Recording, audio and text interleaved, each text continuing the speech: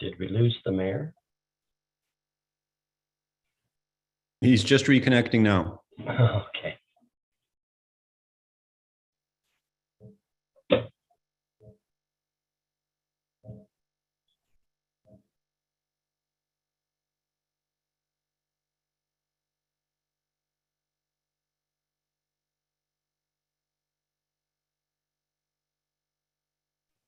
You're muted, Kevin. I'm sorry.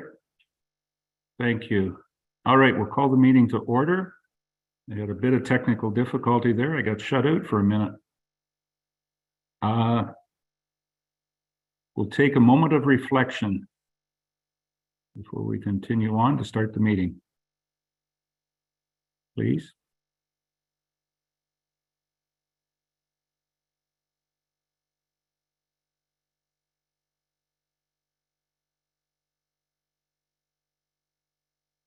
Amen. Thank you. Now, I have one little problem.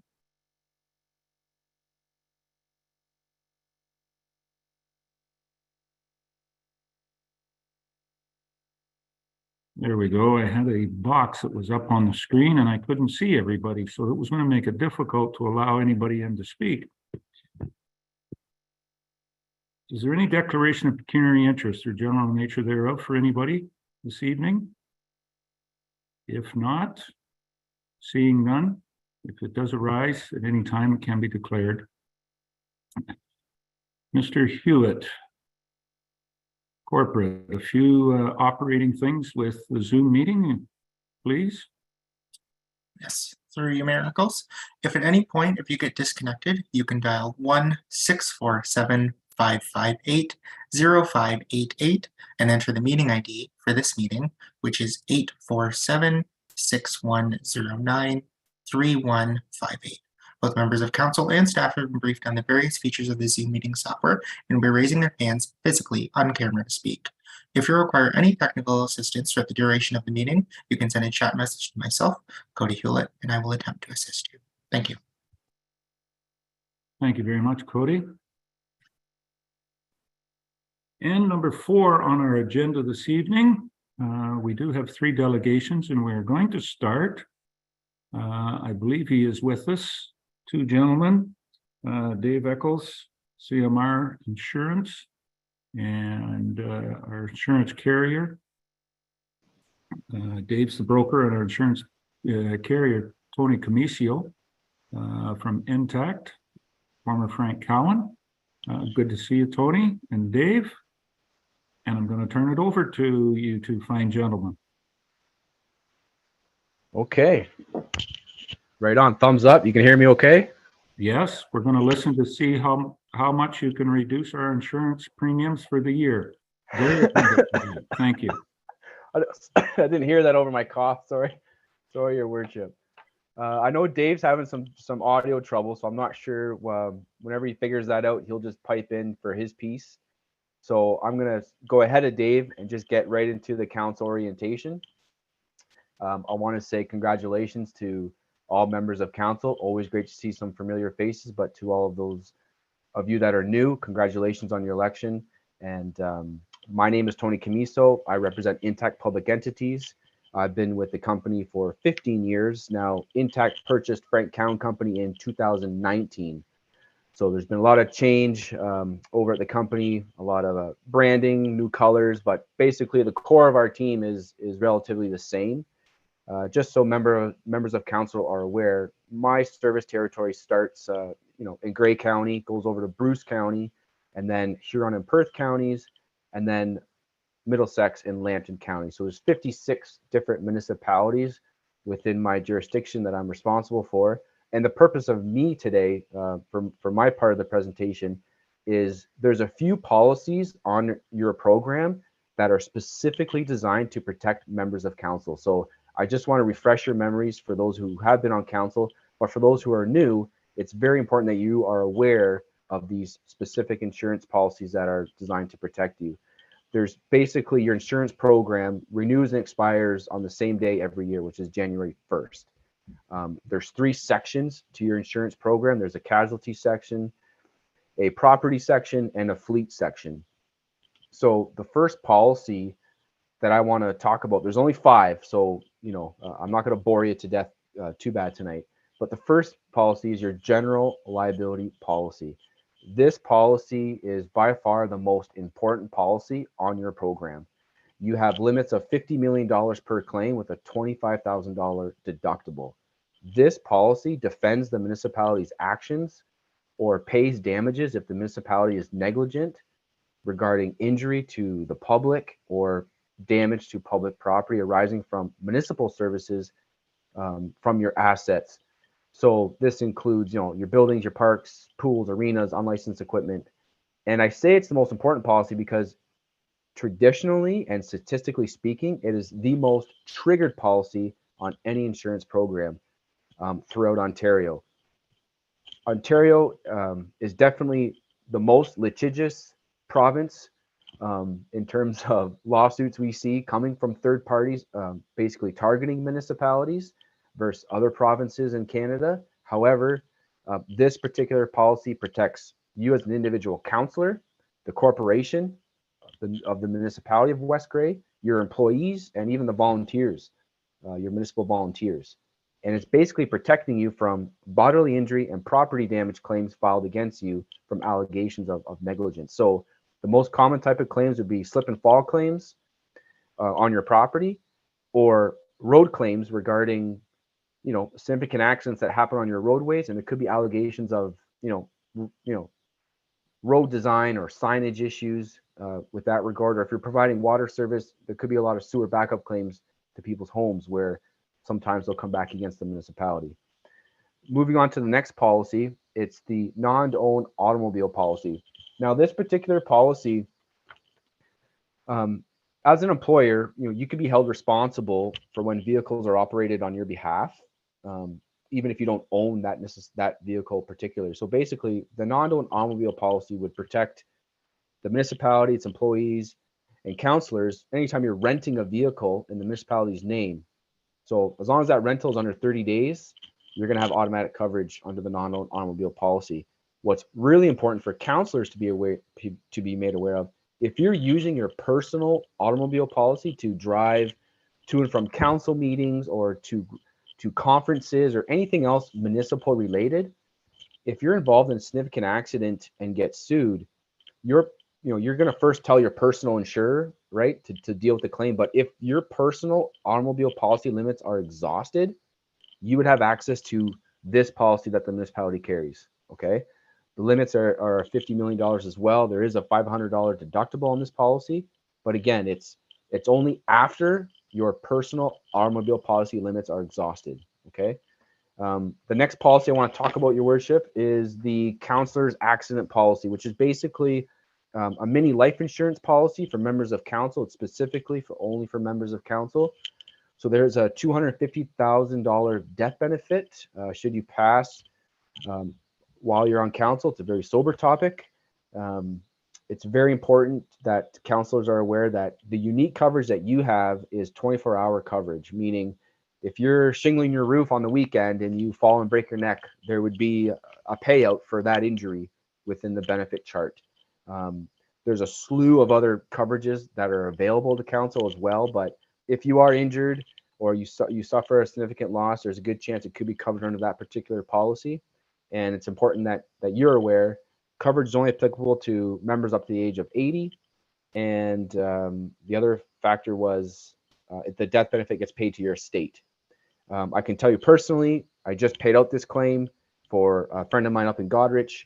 Mr. John Grace passed away last year again, and we were able to offer a little bit of light in that situation to his family because, again, the town also carried the same coverage that West Grey has. So just, again, keep that in the back of your mind. The next two policies kind of go hand in hand.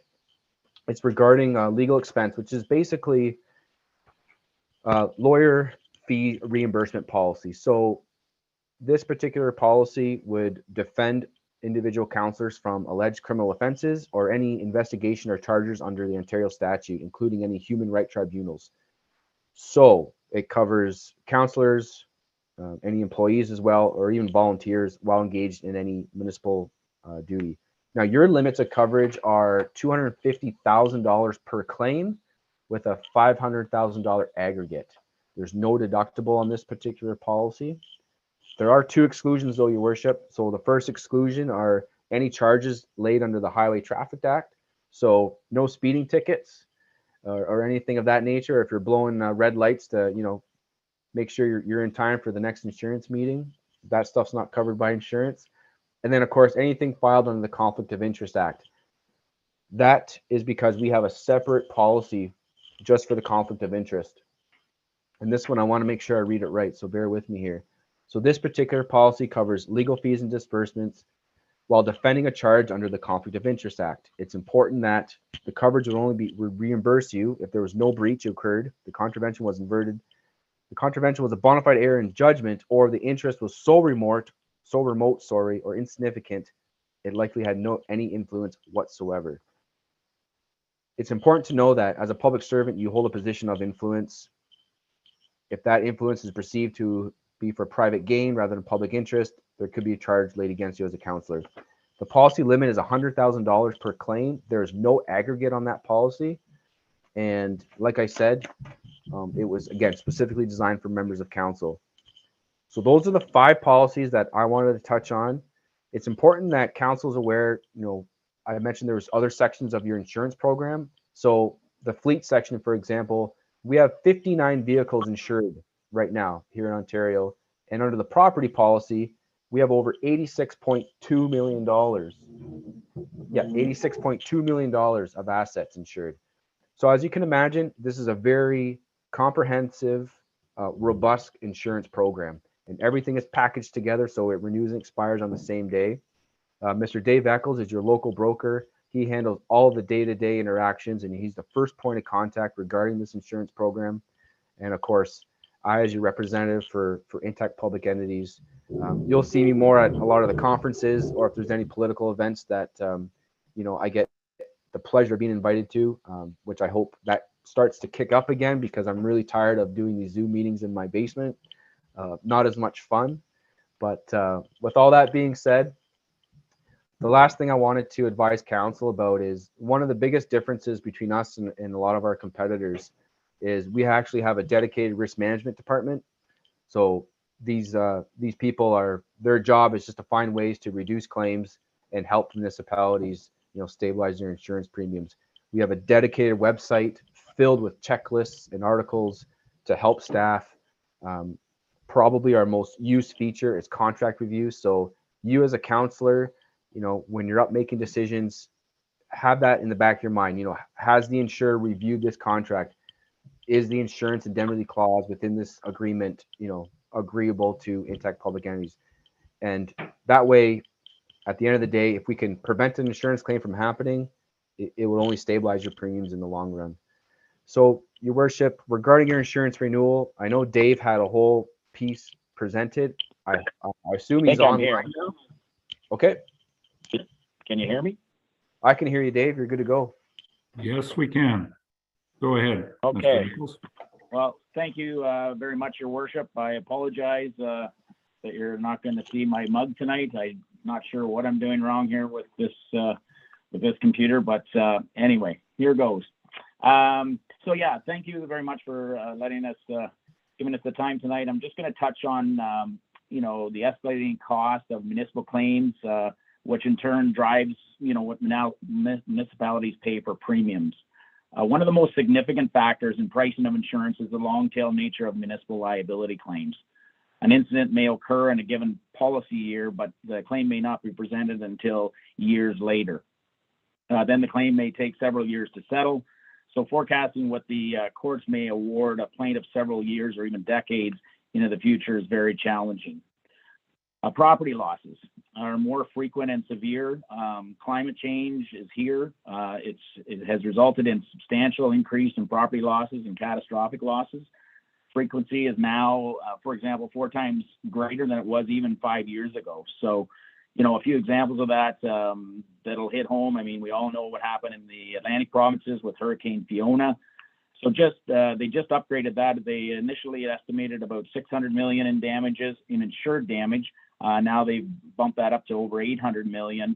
And that doesn't include, that's just insured losses. That doesn't include your roads, your infrastructure, your power lines, et cetera, that would be picked up by the local taxpayers. Another example is the storm that swept through Ontario and Quebec back in May along the 401 corridor. I think they called it Derecho or Derecho or whatever it was. Anyway, it was estimated at $900 million in losses. And the big one this year in North America was the Hurricane Ian. I mean, they're talking $50 to $75 billion. That's just in insurance losses. That doesn't cover all the roads, the infrastructure, again, power lines, et cetera. So people wonder how that affects us up in Canada here. But how insurance works is there's layers. So all insurance companies in Canada buy reinsurance.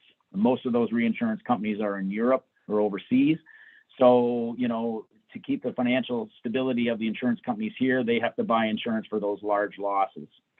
So the 100-year storms are now much more frequent than they were before.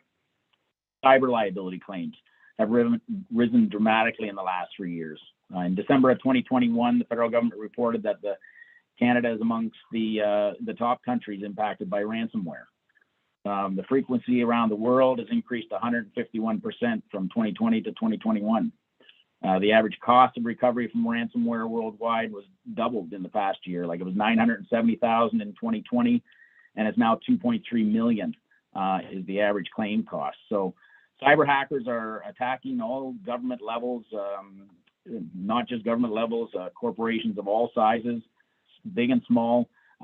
They are very sophisticated. You maybe heard of a small town in Florida that they actually hacked into their water system. Population 15,000. They attempted to increase the levels of sodium hydroxide, which, if it hadn't been caught by staff, would have caused severe skin damage, or worse, if it had been ingested, illness or even death. So very serious stuff.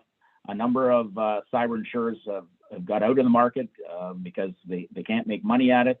And so, yeah, it's a tough one. The joint and several liability. So those of you that have been in municipal politics for quite a while are quite aware of the 1% rule. It's been a concern for many, many years for municipalities in Ontario. There's been a lot of talk at all levels of government over the years of trying to change it.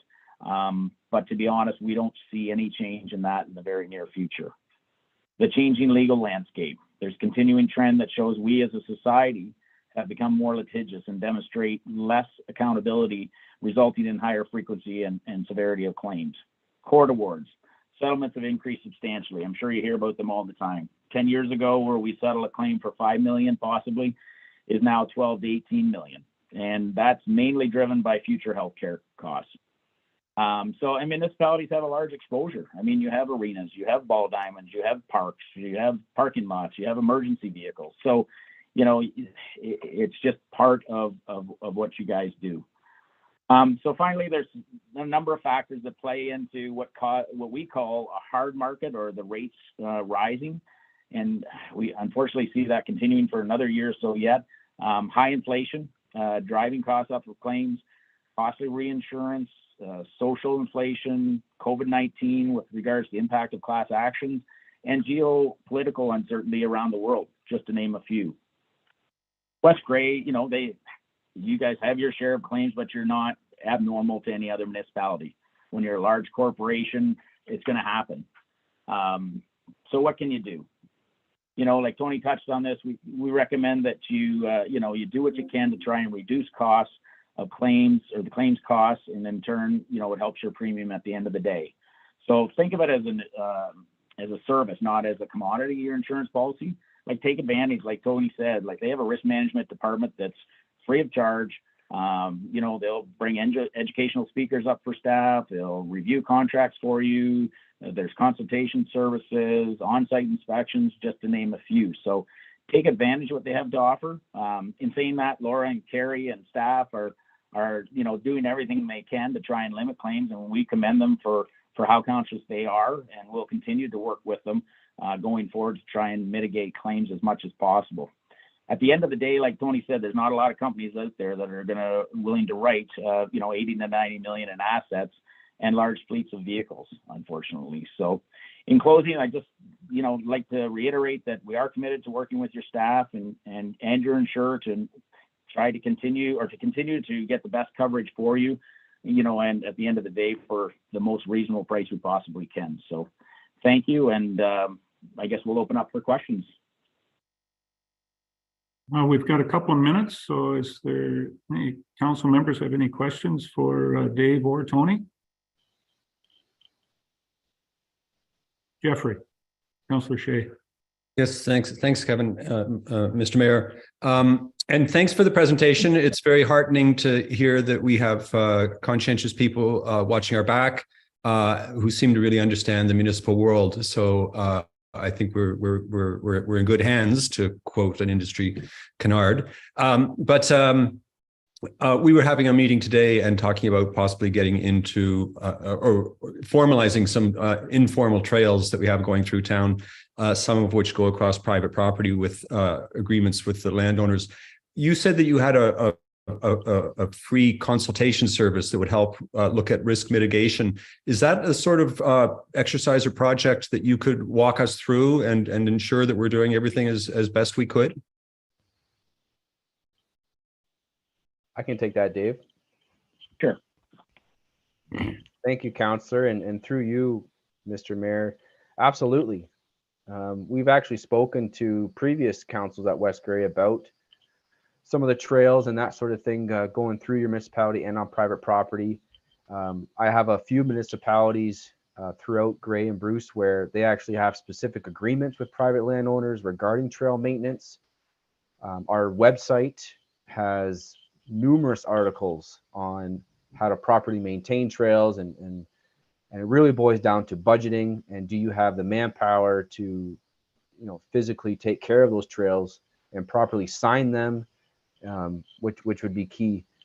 So yes, we have a risk management department that would review the signage or even come and inspect the trails themselves, the trail entrance and exits. So to answer your question, absolutely. And we'd be happy to assist in any way we can. Okay, that's great to hear. Thanks very much. Okay. Any other questions at this point in time? Not seeing any right now. Thank you very much for the presentation, Tony and Dave. And with any luck and good weather allowing us to get to Toronto, we may be able to see you next week at the Roma conference, Tony. And look, we may come up with a question or two to ask you at your booth. Looking forward to it, Mr. Mayor. Looking forward to it. Thank you. Very good. Okay. Thank you very much, gentlemen. Thank you. Have a good night. Oh, you're quite welcome. It's an open public meeting. You can stay as long as you want. You don't have to rush off. I know both of you have children, so yours are a little younger, Tony, than Dave's. And the twins turned 3 today, Mr. Mayor. Can you believe that? No. Yeah. Yeah. So after this, I gotta go sing happy birthday. We'll let you get to that. Thank you very much. Take care. Thank you. Yep. Our second delegation this evening, Jennifer Stevens, the General Manager, Secretary of Saugeen Valley Conservation Authority, and with her is Elsie McLeod. And I think that Cody has brought up the work there, or the presentation that we have. There's some slides, and you're with us, Jennifer, so I'm going to turn the microphone over to you. Welcome this evening. Thank you, Your Worship. And it's wonderful to see you tonight, and to all of your colleagues on council. As you've said, my name is Jennifer Stevens, and I'm going to provide to you an overview of the programs and services that we offer at Saugeen Valley Conservation Authority. And I have an additional portion of the presentation that my colleague will be taking over and discussing in a little bit more detail specific to some of the water and erosion infrastructure in West Grey that she will be going into a little bit more detail on. So with that, next slide, please. So Saugeen Valley Conservation Authority is one of 36 conservation authorities located across the province of Ontario. 31 conservation authorities are located in Southern Ontario, and 5 are located in Northern Ontario. And we're the 5th largest in terms of land mass area. So we have approximately 4,600 square kilometers in size. So we're a fairly large conservation authority, considering that we have mostly rural jurisdiction that falls within our boundaries. Next slide, please. At the end of 2021, the province released a set of regulations that essentially required that Saugeen Valley Conservation Authority, as well as all of the other conservation authorities, defined what were called mandatory programs and services. And with that in mind, it essentially laid out certain programs and services which every conservation authority should be focused on. And that essentially required that anything outside of the realm of mandatory programs and services, the conservation authorities would be required to enter into agreements with their municipalities to carry on non-mandatory programs and services. So on the next few slides, I'm going to focus on our mandatory programs and services, as we've had direction from our board of directors to focus on our mandatory programs and services. We do not have very many non-mandatory programs and services. However, we do have a handful, and I will be touching on those briefly. So the first mandatory program and service that we have is natural hazards management, which is essentially non-structural approaches and structural approaches with insofar as protecting people and property, insofar as keeping people away from water as well as keeping water away from people. So our non-structural approaches are the regulation of development in floodplains. So we do have a regulation under the Conservation Authorities Act, which requires us to ensure that the building of certain structures takes place outside of the floodplain.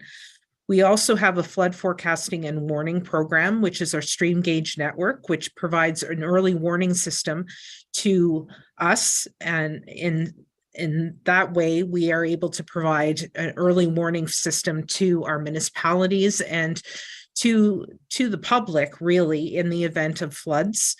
We also have water infrastructure maintenance and inspections, which essentially allow us to look at our water infrastructure and our erosion infrastructure, which keeps people or keeps water away from people. And these type of structural approaches include dams as well as dikes and channel works. Next slide, please. We also have land conservation, or the conservation of land. We own 153 different properties in 86 groupings, and that means essentially a number of different properties are grouped together, and we own those properties, and that creates a grouping. And within those groupings, we own 54 kilometers of maintained recreational trails, a total of 129 kilometers of trails in total. And with respect to the conservation of our lands, we maintain our facilities, our trails, and other amenities that support public access and recreational activities in these conservation areas. We also conserve, protect, rehabilitate, establish, and manage the natural heritage located within the lands owned or controlled by the Conservation Authority. And this too is a mandatory program and service. Next slide, please. The Drinking Water Source Protection Program is the first line of defense to protecting our drinking water. It ensures that communities are taking appropriate measures to protect municipal drinking water. And as a mandatory program and service, SVCA has a responsibility to help protect municipal sources of drinking water. 100% of the significant drinking water threat policies have been implemented within the source protection region that are contained within the Saugeen Valley, Grey Sauble, and Northern Bruce Peninsula Source Protection Plan, which is significant in such that a number of policies have been developed, and those policies have required a great amount of financial commitment as well as time to implement. We have actually put in place 153 risk management plans that essentially address significant drinking water threats on properties that could potentially pose a risk to drinking water sources. And those risk management plans are inspected and also updated on a regular basis. Next slide, please. We have a water quality monitoring program that's quite extensive at the Conservation Authority, which includes 3 different facets. The water quality monitoring program is used to identify trends in watershed health and contains 3 main components. The first is surface water monitoring, and we have 29 different sites across the watershed. Biomonitoring, which is essentially looking at the bugs that you would find in the substrate or in the sand or rock at the bottom of the river or lake to determine whether or not the environmental conditions are conducive to certain streams of bugs. And that actually provides us with not only an idea in terms of the water quality at that particular site, instead of just a snapshot, which you would get from a surface water monitoring sample, but together with the surface water monitoring information, it completes a picture of the actual state of the environment. We have 20 different sites that are exclusive to biomonitoring, as well as we have 23 aquifers that we monitor at 14 different sites from a groundwater monitoring perspective. From a water quality monitoring perspective itself, a good portion of water quality monitoring is a mandatory program and service through the Provincial Water Quality Monitoring Network and the Provincial Groundwater Monitoring Network.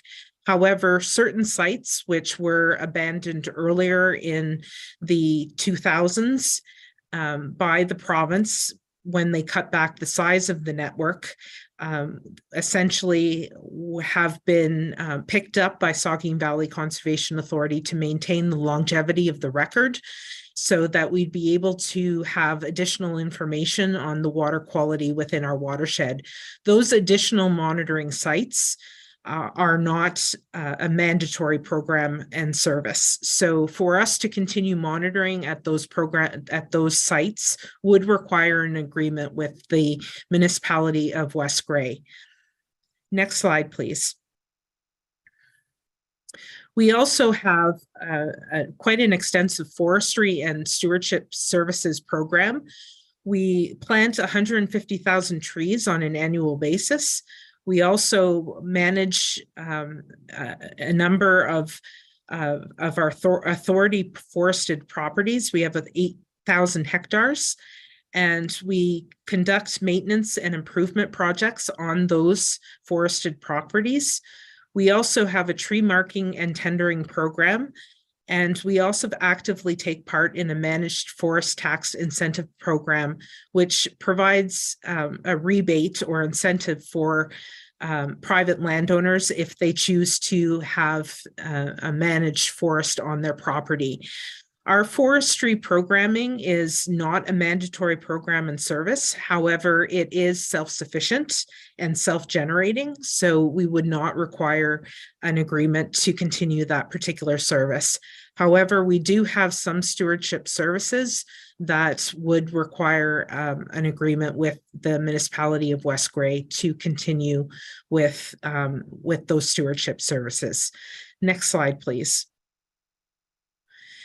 Quickly, I just wanted to provide you with a snapshot of our budget. We do have a budget of $6 million, of which just shy of $4 million of those dollars is attributed to general levy programs, so that those funds come from municipalities, and just over $2 million come from non-general levy programs.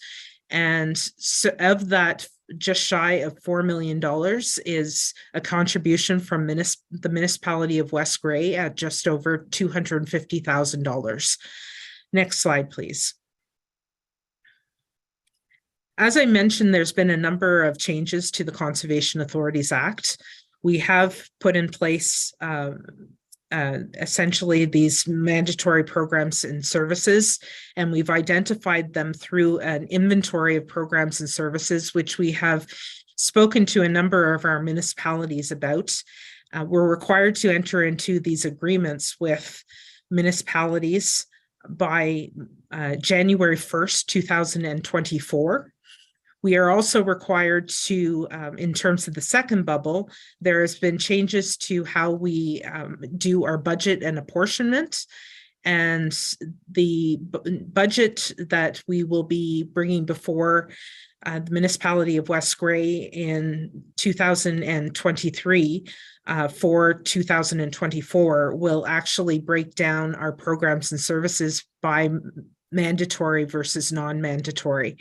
And lastly, the most recent changes to the Conservation Authorities Act has been through the More Homes Built Faster Act, which of course will bring changes to how we conduct comments to under the Planning Act, as well as there is likely or are likely to be changes to how we comment on our regulation under the Conservation Authorities Act with respect to Section 28, the regulation of alteration, construction, and with respect to watercourses and wetlands. Next slide, please. So this last slide is with respect to these Category 2 and Category 3 programs and services. So the Category 3 programs and services that a conservation authority determines are advisable to provide in its jurisdiction. These are non-mandatory programs and services. They would essentially be appropriate to enter into agreements with with municipalities. So the next time I will be before council will be to discuss an agreement that will ask you to enter into a certain agreement with Saugeen Valley Conservation Authority for the purposes of carrying on certain programs and services. And with that, I will pass it over to my colleague Elise, and she will continue on through this presentation. Thank you, Your Worship. Hey, thank you, Jennifer. And Elise. You could go, I believe, 2 slides. There you are.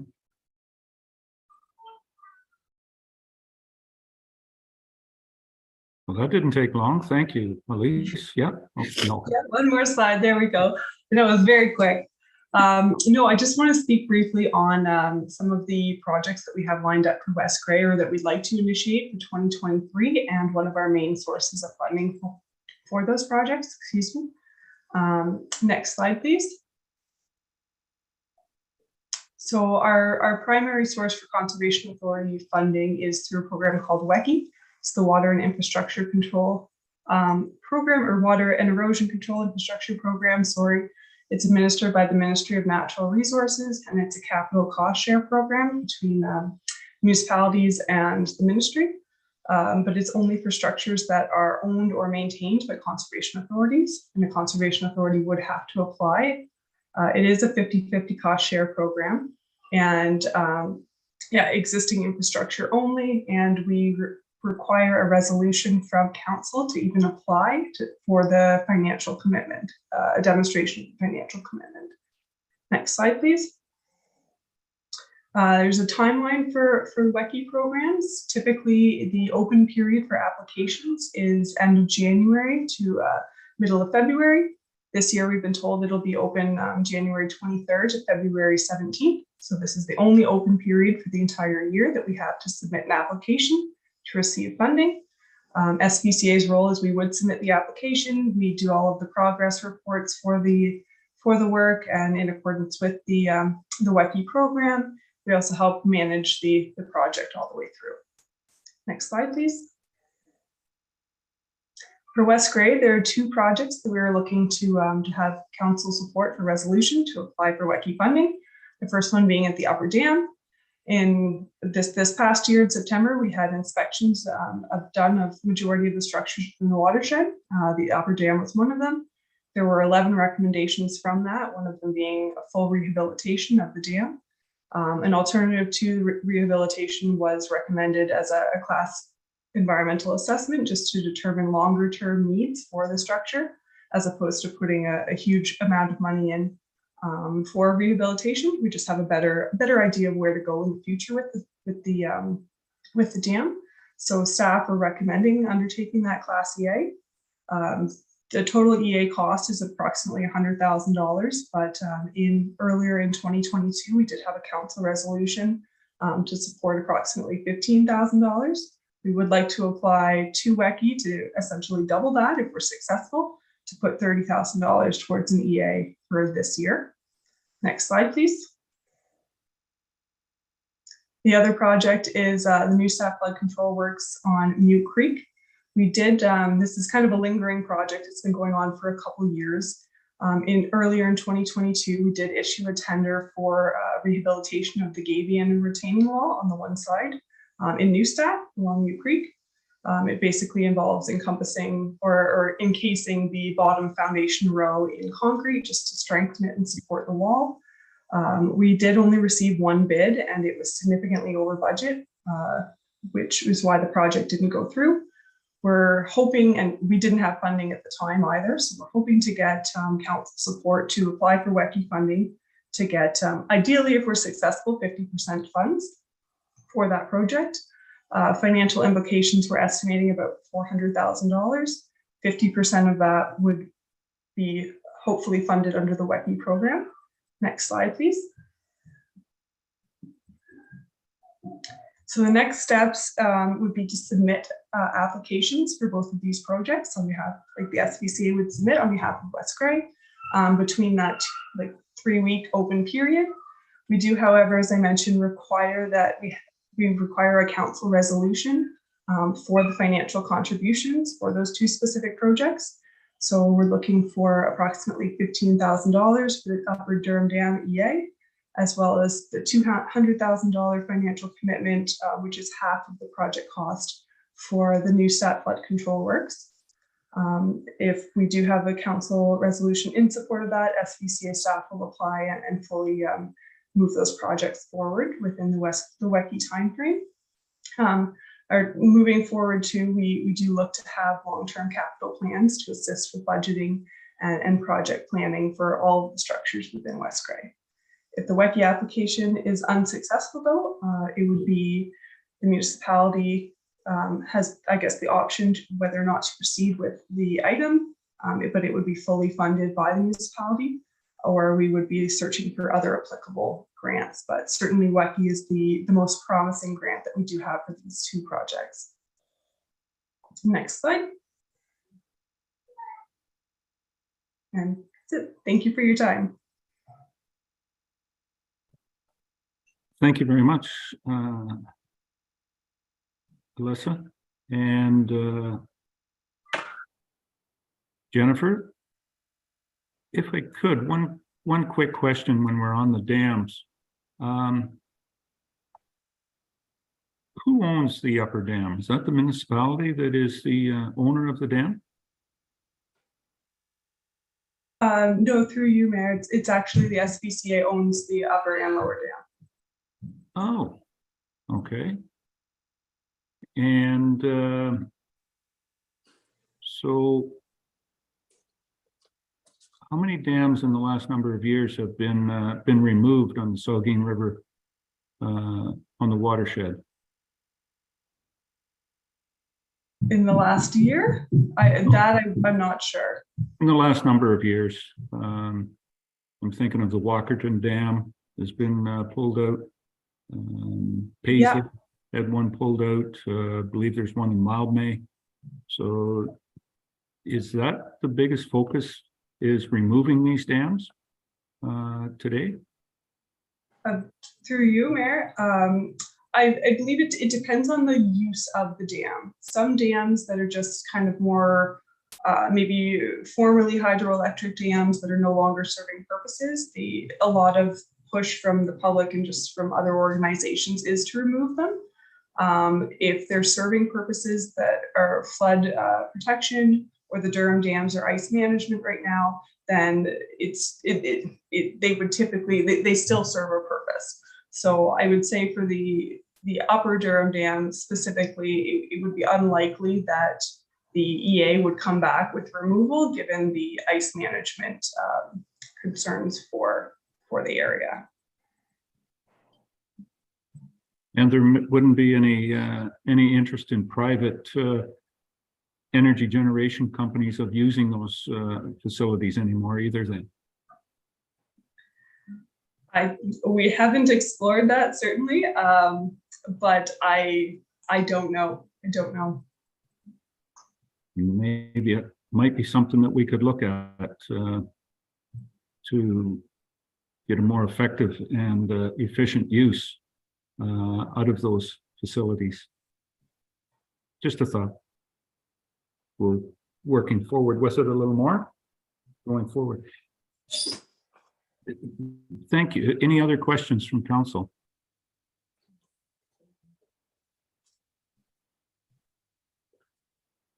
Seeing none. Oh, sorry, Doug, Councillor Hutchison. Yeah, maybe just throw out a question there regarding the middle dam. Potentially the middle dam could be available.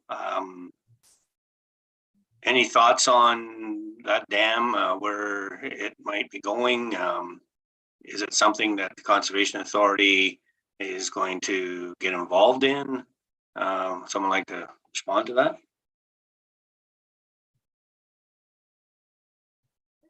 Well, I don't think it's a question for the mayor, so I'll look at either Ms. McLeod or Ms. Stevens. Jennifer, you've had previous conversations. Do you mind taking this one? You're on mute. Mute, ma'am.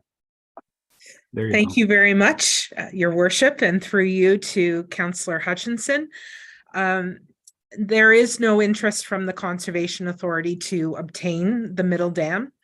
We are involved in helping to maintain it and operate it. But in terms of the costs to maintain it, they are currently covered by the Ministry of Natural Resources and Forestry, because that is who owns it. But the problem right now with a lot of water and erosion infrastructure is it's aging. And with that comes a lot of cost. And it behooves us to be very careful about where what we're acquiring. Shall we put it that way?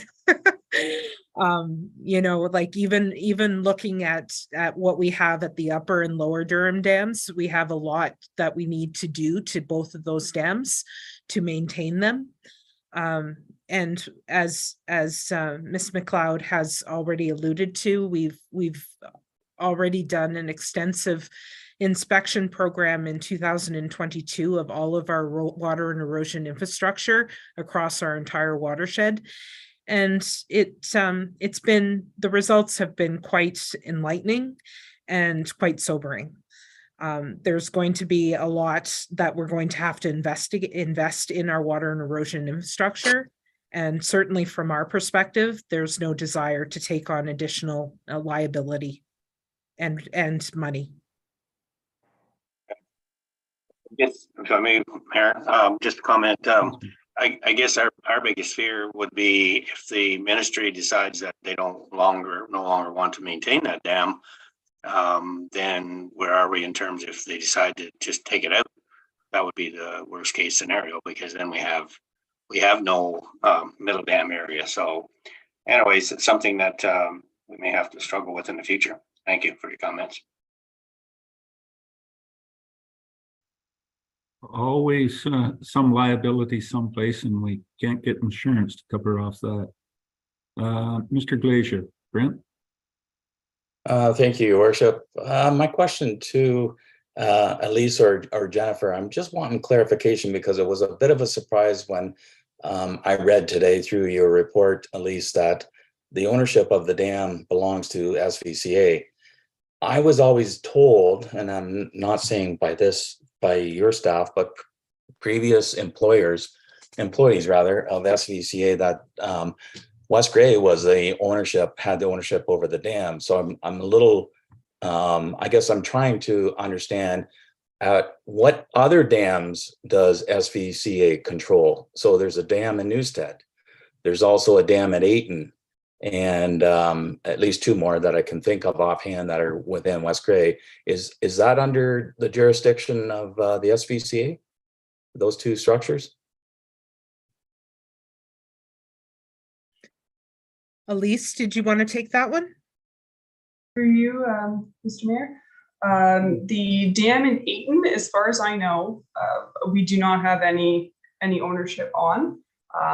We have the upper dam and the lower dam, which I'm informed are SVCA. Newstead Dam, I have not been able to find any records that suggest that they're SVCA owned. I was informed that it was owned by the municipality of West Grey. And the other dams that you were referring to, I'm not aware of SVCA ownership. It was just the, in West Grey, it's just the upper and lower dams. And then we do have easements in quite a few areas in Newstead. And I have to check ownership of the ice management channel as well, but I believe that is on township or on municipality owned property. Okay. Okay, thank you. Thank you. And with that, we do have one more delegation. We will probably see both of you, Deputy Mayor Hutchison and myself. SVCA's first meeting will be on Thursday. I'm not positive that both of us will be able to get there, as we have another important issue we're dealing with at that point in time, but one of us will be there for sure at 1 o'clock for the AGM, and the second may be joining slightly later, but we'll try and both of us get there for that as quickly as we can over to Formosa. Thank you very much, ladies, and have a good evening. Thank you very much, Your Worship. Very good. Thank you. Thank you. Now, Mr. Harvey Fraser, I believe, and Darlene Lamberti with the new Markdale Hospital construction. As I think, Harvey, welcome this evening, and Darlene, and you are going to give us an update of where we're at with the building of the hospital and how great things are there in the northeast corner of West Grey, as the hospital gets very close to West Grey. Well, I thank you for having us, and wish everyone a happy new year. Hard to believe that it's month of January is over half gone already. So maybe that's an old saying now already. So I wish to thank the Mayor Eccles and CAO Johnson and the entire West Grey Council for allowing us an opportunity to meet with you today to talk about local health care. I am Harvey Fraser, Chair of the Center Grey Health Services Foundation and the Together in Care campaign for the new hospital. With me, I have Darlene Lamberti, Executive Director of Center Grey Health Services Foundation and Campaign Director of the Together in Care campaign for the new hospital. To ease everyone's mind, we are not here to ask for more money or give you any bills yet. So A few of you may have seen this slide before when we presented it to you about 18 months ago. Don't worry, this isn't an exact repeat. We have lots to update you on, but we wanted to keep the slide the same because we're very proud of the fact that we originally had an estimated move-in date of mid-2023 and still have an estimated move-in date of mid-2023. Through all of the trials and tribulations that come with a project this size, and not to mention COVID thrown in the middle of it, our project remains on time, on budget, and on track. Next slide, please. We have a few reasons for coming to you today. First of all, we wanted to introduce this project to any of the new councillors. We wanted to update your council on the progress of the new Markdale Hospital. But first and foremost, we wanted to thank you for your support you have given us. As I am sure you are aware, our communities must pay 10% of the bricks and mortar and 100%, yes, I said 100% of all the furniture, fixtures, and equipment in our new hospital. This means our communities must deliver 11 million to Grey Bruce Health Services for our new hospital. We are very grateful for your support you continue to show for this project. Our communities, your residents, deserve superior health care, and this is only possible because of the generous donors like the municipality of West Grey. So again, we cannot thank you enough for your support. Next slide, please. Since we last spoke, our hospital has had a bed expansion. We went from 4 beds to 7, plus a palliative care. Not only does this show that the government realizes that we need a new hospital, but it shows that there is growth in this area and healthcare needs are growing as well. GBHS is a healthcare system that is growing rapidly, and the new Markdale Hospital is growing along with them. There will be an advanced equipment coming in the programs that are not offered to other facilities. This means quicker, better, more encompassing healthcare to your residents, all closer to home. Having to attend a hospital is a scary situation, and it's scary enough. Attending a hospital in your own backyard breeds familiarity and alleviates a lot of the stress. We thank you again for supporting this hospital in your backyard. Next slide, please. I'm not sure how many of you get a chance to drive by the site of the new hospital, but if you do, you will see that it is changing quickly. The top picture is a drone shot from late November, and as you can see, it is certainly shaping up to be a facility that we can all be proud of. The slide says that we are now 74% complete. Let's change that to over 80% complete. As I said, things are moving quickly. We hope to have the keys in the late spring of 2023. That's not very far away. There will be a period of time when all of the equipment will be moved in. Then we will host tours for our generous donors like you. We are really excited about these tours. They will be done prior to it being fully functional, so we can take our time and examine the marvel without feeling that like we are interrupting the important care being done in our hospital. Then in early fall, we will begin staff training, and by the end of 2023 or sooner, we expect to move patients in and become a fully operational hospital. We all are aware of the health benefits of having a new technology advanced hospital so close to home, but many don't stop to think of the financial boost it gives our economy. Each physician supports 4 full-time jobs. Each hospital job supports 2 spin-off jobs. Needless to say, a local hospital creates local jobs. The funds this generates in GDP and tax revenue speaks for itself.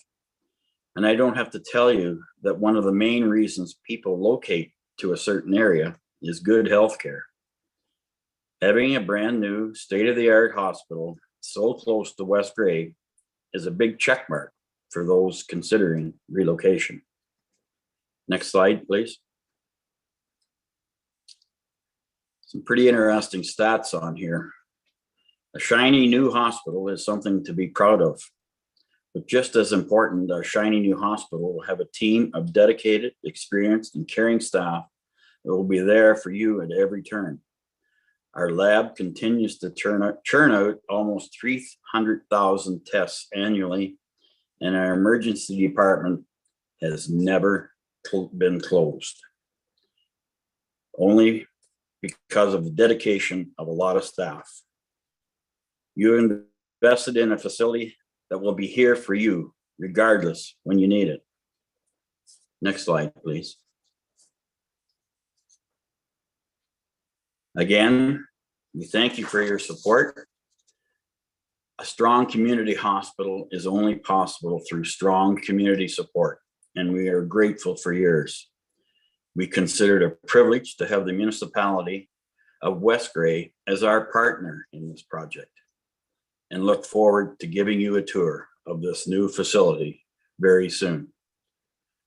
Actually, Darlene and I get a tour on Monday, so we're gonna have a sneak preview. So I'd ask if there's any questions about the hospital, where we are and how it's all coming about. If anybody has any questions, I would entertain them now.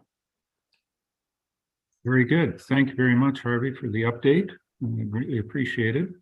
And yeah, any council members, any questions? I'm going to make one more comment with what I said at the beginning, because there are big new things even coming to this hospital. They are applying for a CT scanner. GBHS actually are applying for one for Markdale, Meaford, and Moirton. So there'll be a CT scanner in 6 or 5 of the hospitals. The only one without it will be Lions Head. So that's a little piece away. The application is in the process, and as we all know, the wheels of government sometimes churn fairly slow. This one only took 20 years to get the hospital, so it's proof that it churns slow. A lot slower the higher up you go. West Grey things get done quickly, but I know, that's and only I at know the that. municipal level. And we totally appreciate the support from West Grey. Like it's important that the community. I've made several comments to different people that I call thanking them, and you know, it's communities that build a hospital. The government, like I said, is 90% of the building. And I've coined an old phrase that, you know, you've heard the phrase that it takes a village to raise a child. Well, it takes a community to build a hospital. So thank you. Very wise words. Thank you, Harvey. Just to, if you will indulge me, just a little question. With the announcement from the provincial government just the other day, how much private funding is coming into your hospital, seeing as we're going to privatize a lot of the hospital procedures, according to our premier and ruling government of the day? It's partly in jest, but and partly well, to be honest with you, I guess all the funding that we raise is private. It's from local donors and businesses and everything else to it. But the hospital is not privatized by any means. So I scratch my head sometimes thinking about where this is going. So I'm sure we all do. Yes, and I think it'll certainly be one of the topics, as I said earlier, in one of the delegations, our Roma conference, and there's a couple of councillors and myself going to the Roma conference, Rural Ontario Municipal Association conference next week. There will be some of our MPPs there. The premier will probably speak, and I can't imagine that there isn't a lot of conversation up and down through the municipal world on this topic. I would be remiss here not to ask Darlene if there's anything that she would like to comment on this. Darlene is our executive director of the foundation and the campaign, and does a ton of work to have made this foundation as strong as it is, and continues to get stronger. So I don't know, Darlene, do you have anything you want to add? I guess just one thing. Harvey, what you said was absolutely perfect. It's 100% privately funded because it's with community funds. However, even with the privatization that's coming, if you fall and break your leg at 2 a.m, there isn't going to be a private clinic open. You're going to have to come to a hospital. So I have no idea where it will go, but I will tell you that you will always have the need for a fully functional, state-of-the-art hospital. And we're really grateful that we can offer that to your residents. Thank you, Darlene.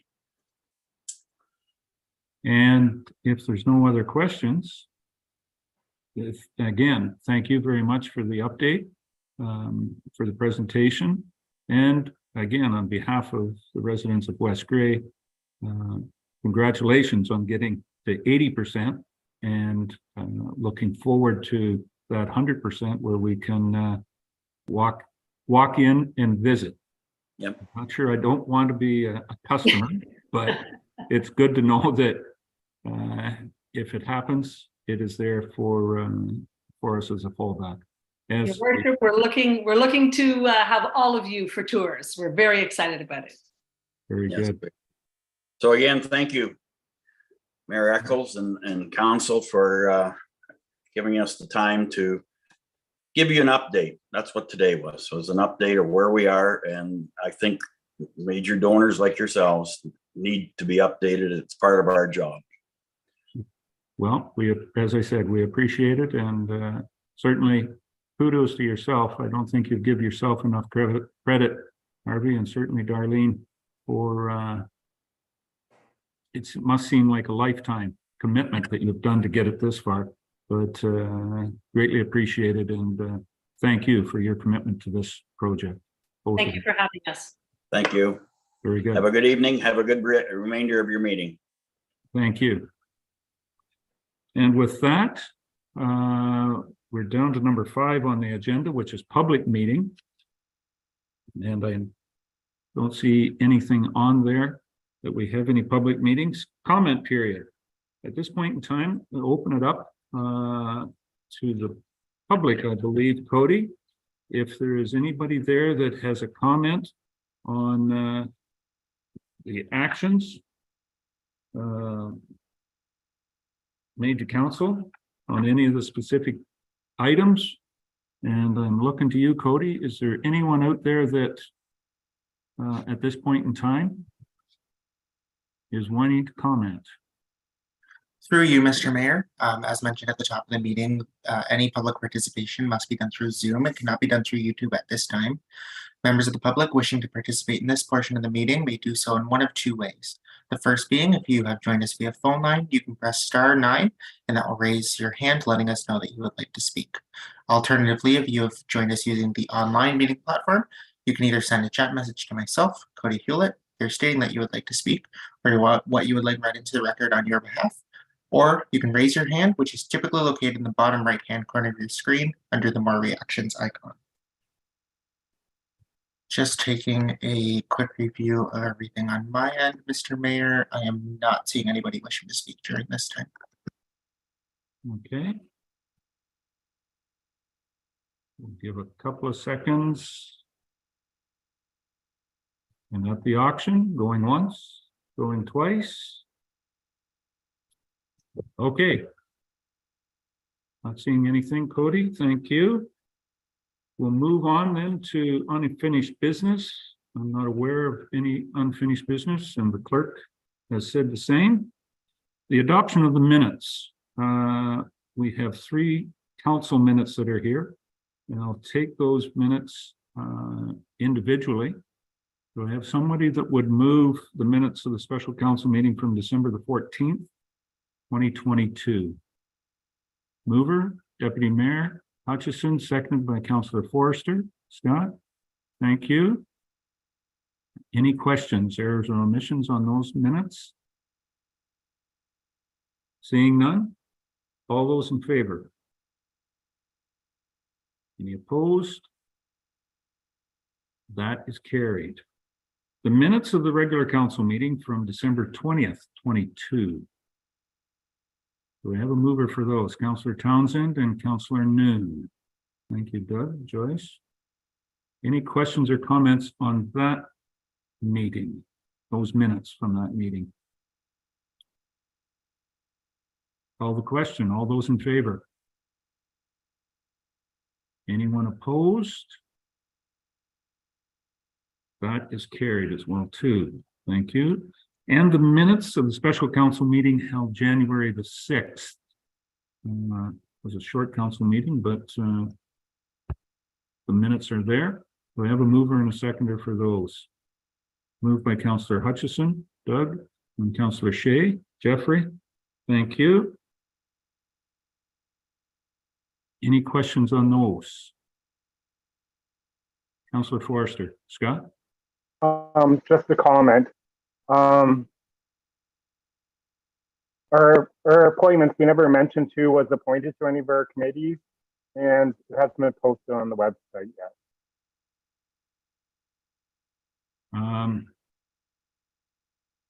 I'll refer to our clerk, Mr. Eckensweiler. Jamie. Through you, Mr. Mayor, the announcement was made at that meeting on January 6th. The individuals who were appointed have all been made aware as well, and our communications coordinator is working on updating our website with those appointments. Okay, yep, thank you.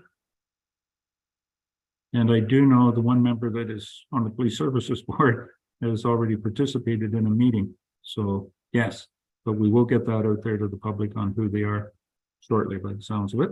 That's good. Anything else on that? Call the question then. All those in favor?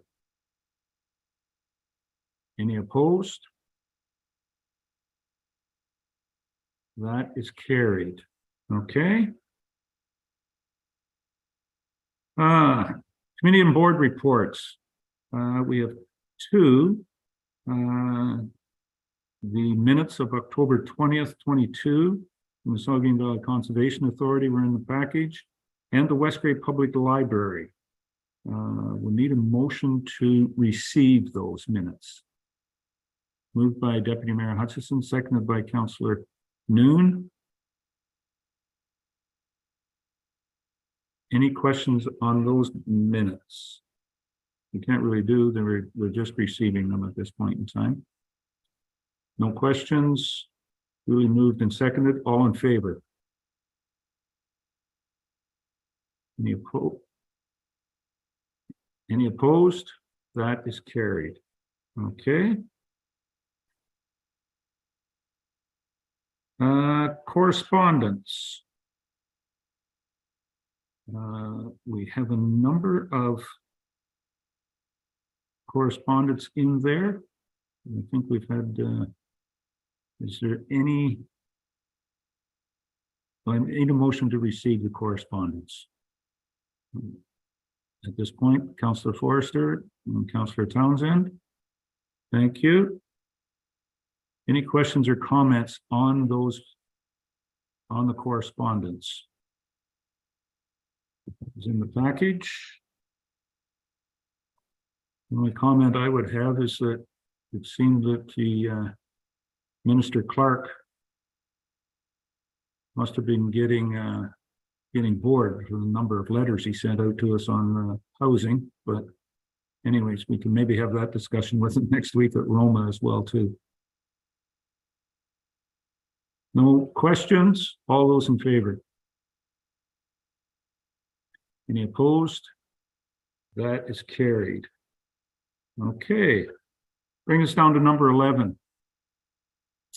Clerk Eckensweiler, staff report on the 22 elections and accessibility and general overview. Thank you, Mayor Eccles. The Municipal Elections Act requires that within 90 days after voting day, which was October 24th, 2022, the clerk must prepare a report about the identification, removal, and prevention of barriers that affect electors and candidates with disabilities, and that the report be made available to the public. The purpose of this report is to meet the above noted requirement. With that, the recommendation is that Council receive the election accessibility report for information purposes. Okay. Do I have someone to move that, to receive the report? Moved by Councillor Noon, seconder. Councillor Townsend, thank you. Any questions on that? Councillor Shea. Jeffrey? Thanks, Mr. Mayor. So this is the sort of report that I would have liked our dormant accessibility advisory committee to comment on. That committee sort of stopped operating as of the election, and we were going to have a discussion in a couple of months, I guess, about whether or not to have committees like these. I presume this was put in front of the county-wide accessibility advisory committee, but having our local accessibility committee, which is informal, less legislatively empowered than the county one, might have been useful. I was also curious, clerk, if you could tell us if we will be having any sort of discussion about the effectiveness of the election generally, apart from outside of the accessibility aspect. Thank you. Through you, Mayor Eccles. I'm not aware of any such discussion that we're going to be having at this time. Certainly that's something that we could explore moving forward, though, and in advance of the next municipal election to review what worked, what didn't, in terms of facilitating and structuring how the next municipal election will work. We may want to have a discussion about returning to paper ballots, but maybe I could bring that up during a budget discussion when we talk about building reserves for the next election. So I'll bring it up at that point. Okay, thank you. Very good. Councillor Hutchison, Doug? You're on mute. Yeah, I sort of was on the same wavelength as Councillor Shea. I'd like to have a discussion about possibility of throwing a day in there for voting by paper ballot, but we can do that at a later date if this time doesn't suit. Whatever works. Yeah, I would think that something that we can have the conversation about. Not at this time, though. I don't know whether we have enough information to be able to get that to, but somewhere down the road, because it's going to be another 3.5 years before we get to the election. Yeah. Clerk Eckensweiler. Through you, Mayor, if I may. In advance of that as well, a report will be brought forward for Council's direction on which voting method Council would like to proceed with in the future. So that is a discussion that we would be having at a later date and time. Yes. And we will certainly continue to put, irregardless of how we do it, we're going to need some money in there for the election in 2026. So there will be some money going in on the funding of it. Look forward to the discussion. Okay.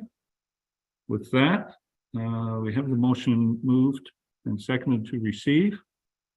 I'll call the question. All those in favor? Any opposed? That is carried. Very good. Number 12 on the agenda, questions. Any one of the councillors, Deputy Mayor, have a question? Or clarification on anything at this point in time? Councillor Hutchison. Doug? You're still on mute, Doug. Too many buttons to push here. Just hang on. I'll keep asking me. I'll keep pushing yours. What number are we on? Number 12, you said? Number 12. Question. I just have to flip around my agenda. Sorry, no, mine was, I was going to present something under new business. I'll wait until then. Sorry. Okay. All right. Thank you. That brings us down then. If there is no questions or clarifications needed, We're down to bylaws. Bylaw number 23003. Sorry, 2023-003. Bylaw confirming the proceedings of council. Do I have a mover and a seconder? Looking for a mover. Councillor Forrester and Councillor Townsend. Good. Scott, thank you. Any questions on the confirming bylaw? Call the question. All those in favor? Any opposed? That is carried. Okay. Bylaw number 2023-004 is a interim tax levy bylaw. Do I have a mover and a seconder for that? Moved by Councillor Noon, seconded by Deputy Mayor Hutchison. This bylaw is to be able to set the interim tax levies. And does anybody need any more clarification on that? Basically taking 50% of last year's tax and putting it on before the budget is set in the new year. Okay. Duly moved and seconded. I'll call the question. All those in favor? Any opposed? That is carried. All right, thank you. And bylaw number 2023-005 is a borrowing bylaw for the annual overdraft. It's set every year, and at the present moment, we do not, the treasurer or director of finance tells us that there's nothing being carried over from last year, and there's nothing on the overdraft at this point in time, but we need to do it by bylaw to have it there in case of an emergency need. Mover and a seconder. Moved by Councillor Shea, seconded by Councillor Hutchison. Thank you, gentlemen. Any other questions or comments on this? Call the question. All those in favor? Any opposed? That is carried. Mr. Clerk, that's it for bylaws. New business. Councillor Hutchison, you were jumping at the bit to get onto this one. So, Doug? Yeah, just an announcement at the Frazzle Fest, which is usually put on by the Durham BIA, which coincides with the Family Day weekend in February. I think it's February 21st is Family Day, somewhere around 20 or 21st. They decided to postpone it or cancel for this year based on a number of reasons, but particularly weather. Right now, it's really hard to make snow sculptures when you have rain. So I guess rain sculptures maybe, so due to the circumstances, they decided to postpone that this year. So there won't be any organized Frazzle Fest activities this year. That's it. Okay.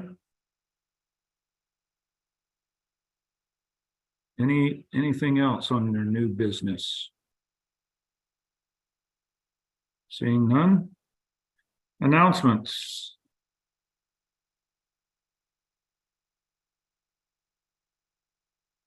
This is a chance for anyone.